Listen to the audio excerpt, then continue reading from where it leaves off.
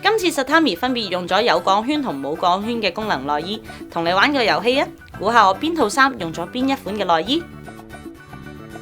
不過開估之前呢，想問下大家對內衣選擇有啲咩要求先？揀啲舒適啊、舒服，最緊要靚。Little bit classy, vintage and sexy，都係簡約同埋舒服咯，即係主要都係舒服自然。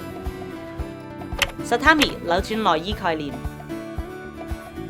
今次呢個實驗扭轉咗我本身對內衣嘅一啲概念嘅。今次我揀咗2套衫啦，Satami 咧佢哋就幫我揀咗2套唔同嘅功能內衣，一個咧就係有鋼圈型，一個就係冇鋼圈型。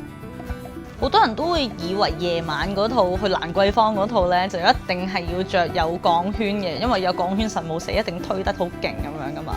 點知原來反而係夜晚嗰套冇鋼圈嘅喎，我都好 surprise 係原來冇鋼圈都可以推得個型咁好嘅喎，同埋我都着得好舒服啦嗰套。Wired, wireless, why not both？ 任何女人衫褲鞋襪都唔止得一款咁少啦，咁內衣點會只得一款啊？Satami 一齊從自信開始。唔係啊，你得一款。Are you sure？